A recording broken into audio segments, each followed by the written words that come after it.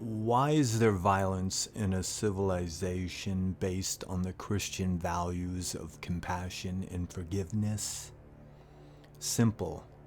It's because the demon is ignored. Now, the video could end there, but I think some context is needed to qualify my hypothesis. Even though I've stated many times that we're still savages by nature, the lack of knowledge of the demon leads to weak men. And it's weak men who are the cause of the real ugliness in the world. And a side note, you may notice I'm using the word men instead of people. It's not because I'm some sexist bastard, it's because I'm referring to men specifically, okay? The average man is not innately evil. He is innately weak. The horrors committed throughout history, the slaughter committed by countless armies from the Crusaders to the Nazis, these acts were not performed by strong men, but weak men.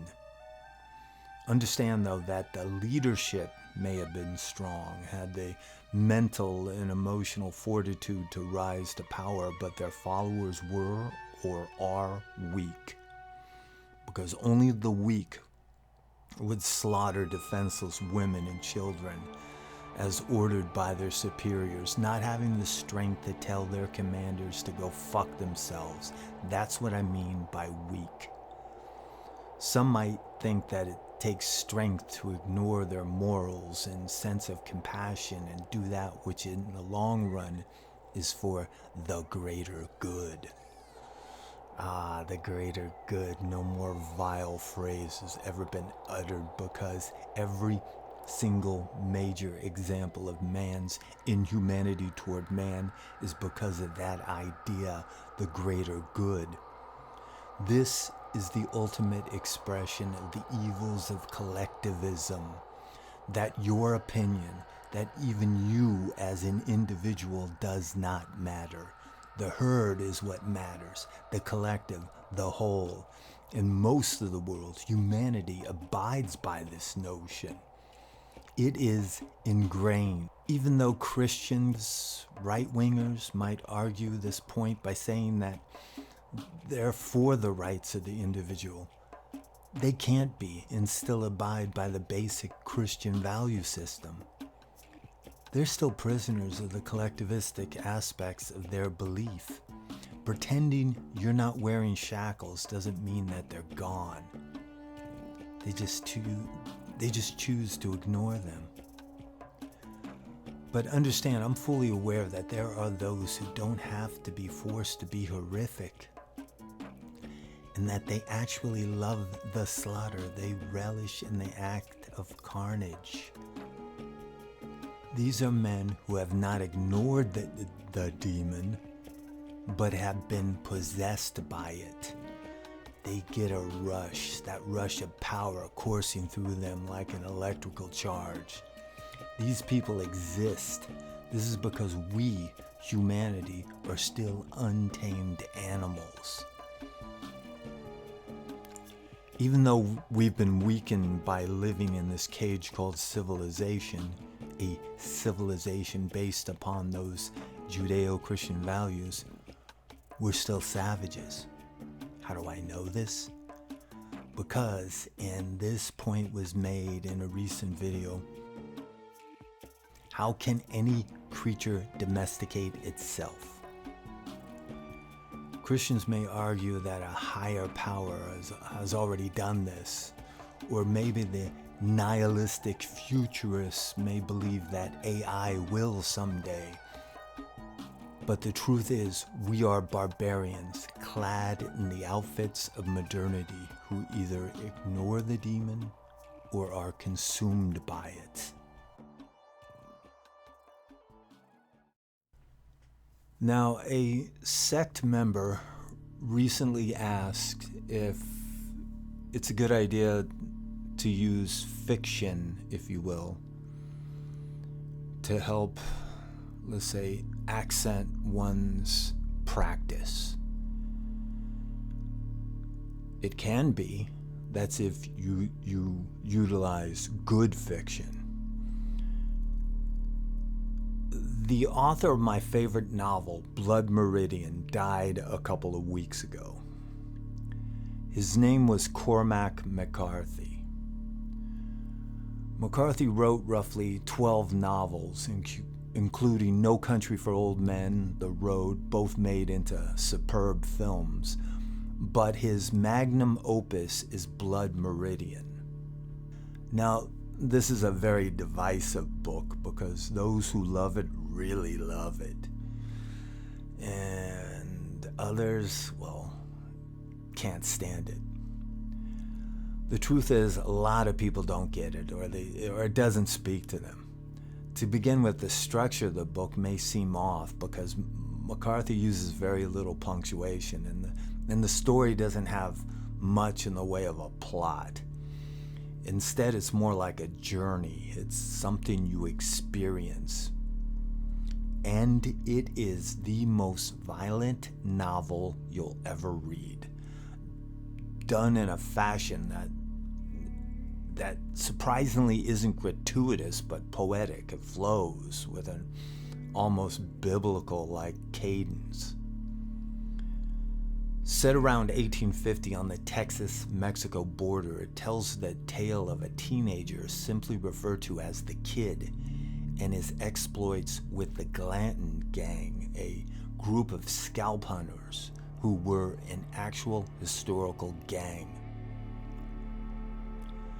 The Kid is the protagonist, or maybe the antagonist, I don't know, because there are no heroes in this book. Everyone is despicable, some more so than others, and the most memorable and evil is a character called Judge Holden.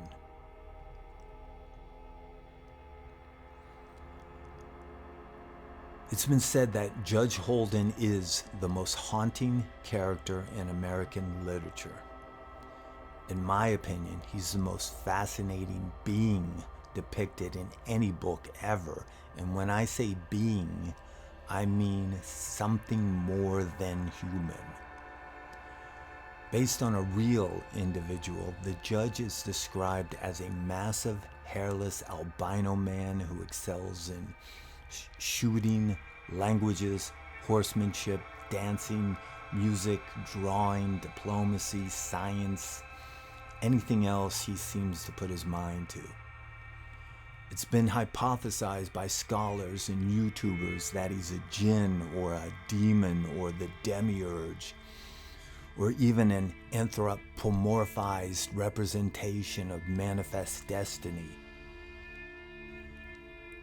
Even though I've stated many times that evil is relative, Judge Holden is, in many ways, humanity's collective personification of pure evil.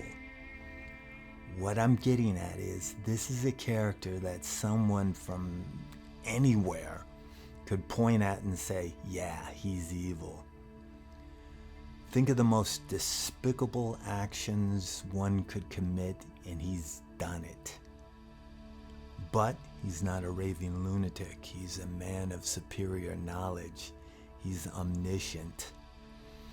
According to Samuel Chamberlain, whose book, My Confession, Cormac McCarthy got most, if not all, his information about the gang from, and the Judge, wrote, "The second in command, now left in charge of the camp, was a man of gigantic size called Judge Holden of Texas. Who or what he was, no one knew, but a cooler-blooded villain never went unhung. His desires were blood and women, and terrible stories were circulated in camp of horrid crimes committed by him. Holden was by far the best educated man in northern Mexico. He conversed with all in their own language and spoke in several Indian lingos," and so on and so forth.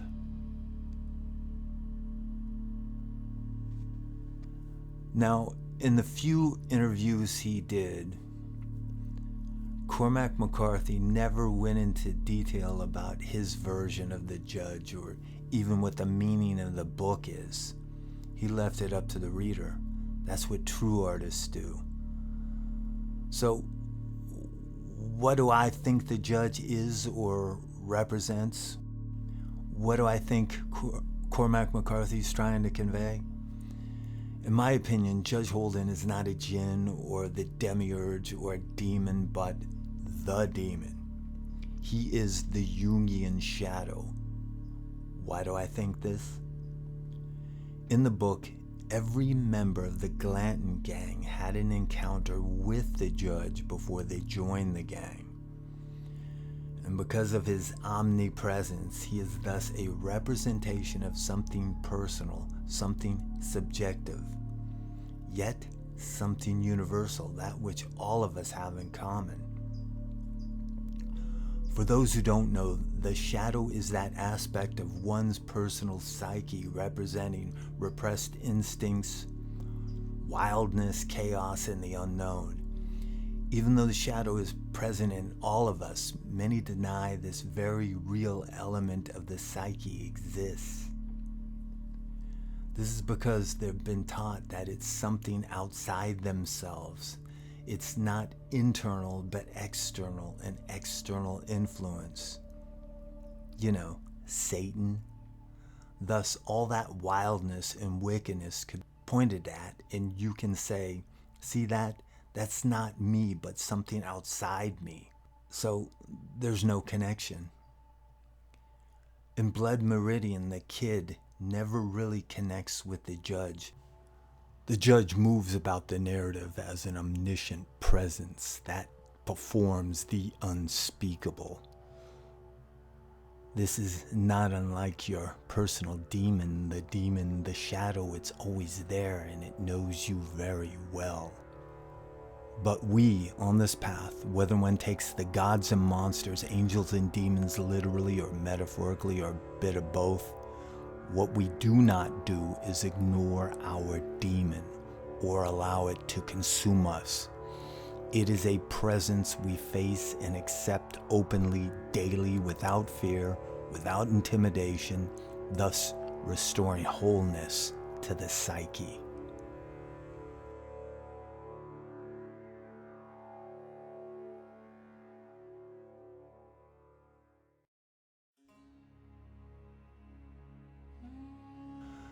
So, in conclusion, my friends, don't ignore the demon because it only leads to the weakness of the soul.